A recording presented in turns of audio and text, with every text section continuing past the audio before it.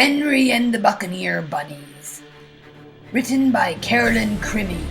Illustrated by Manders.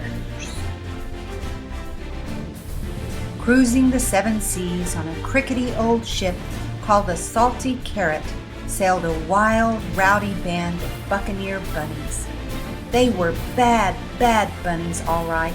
When pirates on other ships saw their long, floppy ears and their fluffy white tails, they shook with fear. The captain of the Salty Carrot was Barnacle Blackear, the baddest bunny brute of all time.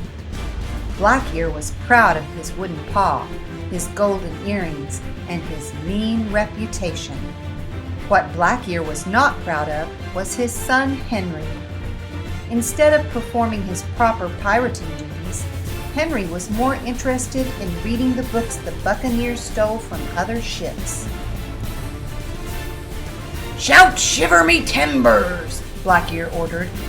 "I'd rather finish this chapter," said Henry. "Make this prisoner walk the plank." "Can't I just read about it?" asked Henry. "Find yourself a parrot for your shoulder." "First I need to read up on parrot care," said Henry. "Buccaneer bunnies don't need books," said Blackear. "Toss them overboard!" he yelled to the other bunnies. "No, wait!" cried Henry. "Let me just finish them first." "Avast!" cried Blackear. "Swab the decks until ye come to your senses." And so Henry swabbed the decks day after day while reading some of his favorite books, like Robinson Crusoe and 30 Days to Longer Years. "Bet you can't learn how to do this from a book," Jean Lahaire said while sharpening his hook. Henry sighed and turned the page. "You'll never find booty like this in a book," Calico Jack Rabbit told him, holding up his stolen loot. Henry shrugged and turned the page.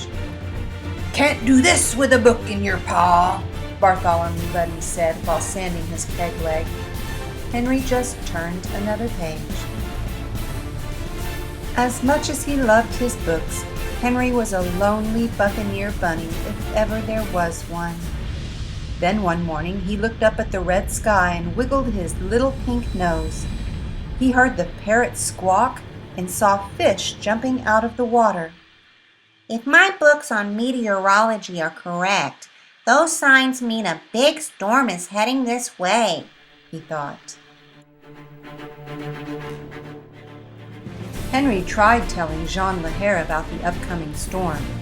"Excuse me, but I believe a storm is coming," Henry said. But Jean was too busy polishing his pieces of 8. "Go back to your books, Henry."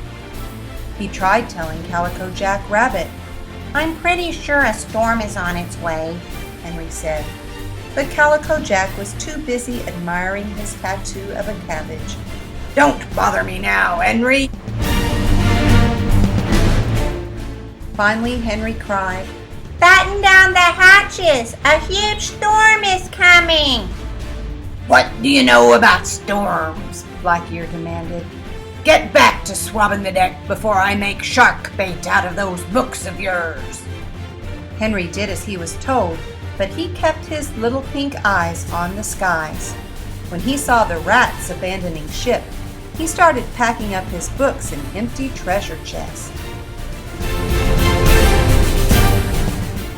The storm started small, a few low grumbles of thunder, a spike of lightning, then suddenly a crashing, bashing, thrashing wildcat of a hurricane broke loose. It shook the ship. "Sufferin', sea dogs!" It mangled the mast. "Great blimey bilges!" It slashed the sails, damaged the deck, and ripped up the rickety old Salty Carrot. All that was left floating on the choppy waters were a bunch of soggy bunnies and Henry's treasure chest filled with books.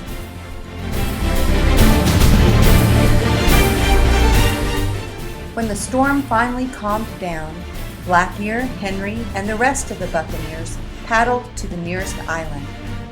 "We're ruined!" Wailed Blackear. "No ship! No pieces of eight! No gems!" He sat in the sand and blubbered like a lily-livered landlubber, but Henry got to work.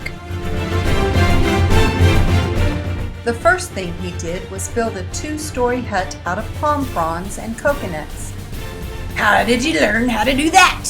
asked Blackear. I read it in 101 Things to Do with Palm Fronds and Coconuts, replied Henry.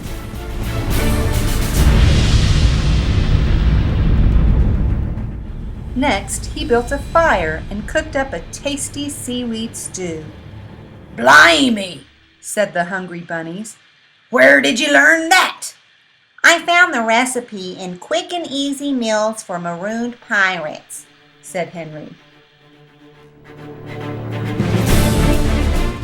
Then he made them all fetching garments from the bits and pieces he had salvaged from the shipwreck. "We look like gentle bunnies, we do.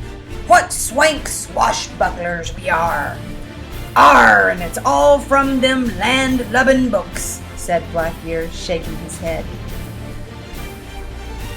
Henry taught Blackear and the Buccaneer Bunnies all kinds of useful things, like how to plant carrots, make the best sandcastles, and build boats out of palm fronds. Soon, they built a new ship.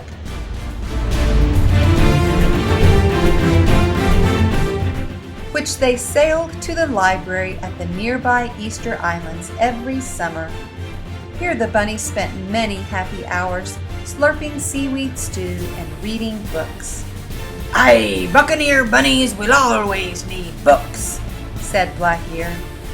Henry just smiled and turned the page.